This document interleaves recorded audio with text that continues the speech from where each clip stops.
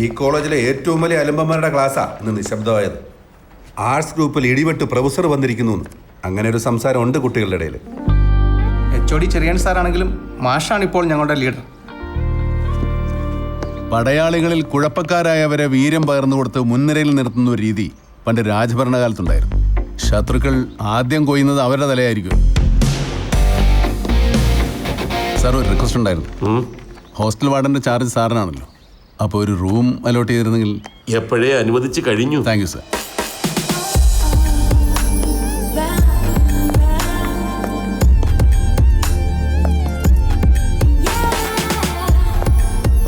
സാരി നന്നായിട്ടുണ്ട്.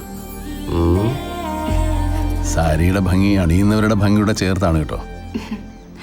ഇതുണ്ടോ? I respect women. Thanks. Mister peon, ആളിത്തിരി പഞ്ചാരയല്ലേ? സൂക്ഷിച്ചാ ദുഃഖിക്കണ്ട. കളിച്ചത് വിദ്യാർത്ഥികളോടാണ്. പത്രക്കാരും ചാനലുകാരും വിഷയം ഏറ്റെടുത്തു കഴിഞ്ഞു. ഇത് ഈ കോളേജിനെ മാത്രം ബാധിക്കുന്ന പ്രശ്നമല്ല. 627ഓളം കോളേജുകളുണ്ട് കേരളത്തിൽ. പുതുതലമുറയുടെ വോട്ടാണ് ഭരണകൂടത്തിന്റെ തലവിധി തീരുമാനിക്കുന്നത്. അപ്പൊ വേദിക വധക്കേസിലെ പ്രതികളെ എങ്ങനെ കൈകാര്യം ചെയ്യണമെന്നാ സാറ് പറയുന്നത്? ബുദ്ധി ഉപയോഗിക്കണം, തന്ത്രപരമായി സമീപിക്കണം. കോളേജിലെ സ്റ്റാഫിനെയും പൗരപ്രമുഖരെയും വിദ്യാർത്ഥി നേതാക്കളെയും വിളിച്ചു ചേർത്ത് ഒരു വട്ടമേശയ്ക്ക് ചുറ്റുമിരുന്ന് സമവായം കാണണം. തികച്ചും സുതാര്യമായി ബന്ധപ്പെട്ട ക്രിമിനൽസിനെ സ്റ്റേറ്റിന് വേണ്ടി വിട്ടുതരാൻ അപേക്ഷിക്കണം.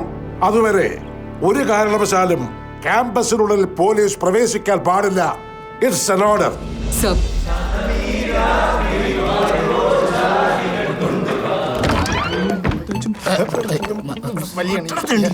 ശബ്ദം കേട്ട് വന്നതാ. ശബ്ദം ഒന്ന് കുറച്ചിരുന്നേ കിടന്ന് ഉറങ്ങായിരുന്നു. താനേത് ഡിപ്പാർട്ട്മെന്റാ? ഞാൻ ഈ ക്യാൻറ്റീൻ ഡിപ്പാർട്ട്മെന്റാ.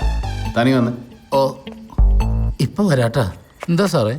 തനിക്ക് ഇടുക്കി ഗോൾഡിന്റെ ഏർപ്പാടുണ്ടല്ലേ? നീലച്ചടയൻ ഫസ്റ്റ് ക്വാളിറ്റി കിട്ടിയ എന്നെ മറക്കണ്ട. ചെല്ല്. ചെല്ലടോ.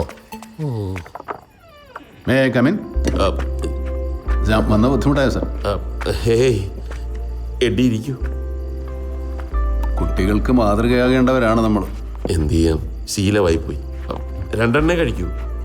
എണ്ണി കഴിക്കൂ. പതിവില്ല. ഞാനിപ്പോൾ വന്നത് ഒരു കാര്യം പറയാനാ. റോഷനെ കുറിച്ചാണ്. സാറൊന്നും വിചാരിക്കരുത്. ഞാനിങ്ങോട്ട് വരുന്ന വഴി അവൻ്റെ മുറി കയറിയായിരുന്നു. ആ മുറി നിറച്ച് പുകയാ. ആ പുകയ്ക്ക് നല്ല കഞ്ചാവിൻ്റെ മണമുണ്ട്. മാഷ് എന്നോട് പറഞ്ഞില്ലേ കുട്ടികൾക്ക് മാതൃകയാവേണ്ട അധ്യാപകനെ കുറിച്ച്?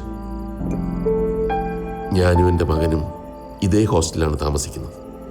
പക്ഷേ അവൻ എന്നോട് മിണ്ടാറില്ല. ഫാദർ എന്ന നിലയിൽ ഞാനൊരു തികഞ്ഞ പരാജയമാണ്.